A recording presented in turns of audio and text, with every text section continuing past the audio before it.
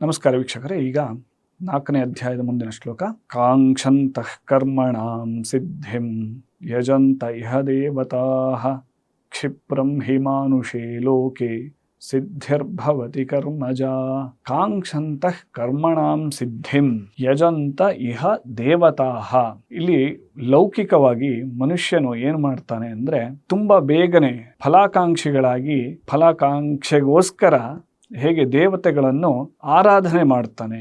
ಅಂದ್ರೆ ಈ ಶ್ಲೋಕದಲ್ಲಿ ಕೃಷ್ಣ ಏನು ಹೇಳಕ್ ಬಯಸ್ತಿದ್ದಾನೆ ಅಂದ್ರೆ, ಎಲ್ಲರೂ ಯಾಕೆ ಮುಮುಕ್ಷುಗಳಾಗೋದಿಲ್ಲ ಅಥವಾ ಮೋಕ್ಷ ಸಾಧನೆ ಮಾಡೋದಿಲ್ಲ ಅನ್ನೋದನ್ನ ಹೇಳಕ್ ಹೊರಟಿದ್ದಾನೆ. ಇಲ್ಲಿ ಸಾಮಾನ್ಯ ಮನುಷ್ಯರಾದವರು, ಲೌಕಿಕರು, ನಮ್ಮ ಇಚ್ಛೆಗಳನ್ನು ಪೂರೈಸಿಕೊಳ್ಳಲು ನಾವು ಹೇಗೆ ದೇವತಾ ಆರಾಧನೆಯನ್ನು ಮಾಡ್ತೇವೋ, ಕಾಂಕ್ಷಂತಃ ಕರ್ಮಣಾಂ ಸಿದ್ಧಿಂ, ನಮ್ಮ ಕಾಂಕ್ಷೆ ಅಂದ್ರೆ ನಮ್ಮ ಒಳಗಿರುವ ಆಸೆಗಳನ್ನು ಪೂರೈಸಿಕೊಳ್ಳುವುದಕ್ಕೆ ಅಂತ. ಹೀಗೆ ಕ್ಷಿಪ್ರಂ ಹಿ ಮಾನುಷೇ ಲೋಕೆ, ಈ ಮನುಷ್ಯ ಲೋಕದಲ್ಲಿ ಕ್ಷಿಪ್ರಂ, ಆದಷ್ಟು ಬೇಗ ನಮಗೆ ಎಲ್ಲದಕ್ಕೂ ತತ್ಕ್ಷಣವಾಗಿ ಅಥವಾ ಬಹುಬೇಗ ನಮಗೆ ಫಲಾಪೇಕ್ಷೆ, ಫಲ ಯಾವುದನ್ನಾದರೂ ಕೂಡ ಫಲ ಇಲ್ಲದೆ ನಾವು ಯಾವುದೂ ಕೆಲಸ ಮಾಡೋದಿಲ್ಲ. ಹಾಗೆ ದೇವರ ವಿಚಾರದಲ್ಲೂ ಹಾಗೇನೆ, ನಮಗೆ ಏನು ಆಗಬೇಕೋ ಬರೀ ಅದನ್ನೇ ಆರಿಸಿಕೊಂಡು ನಾವು ದೇವತಾ ಆರಾಧನೆಯನ್ನು ಮಾಡುವಂಥದ್ದು.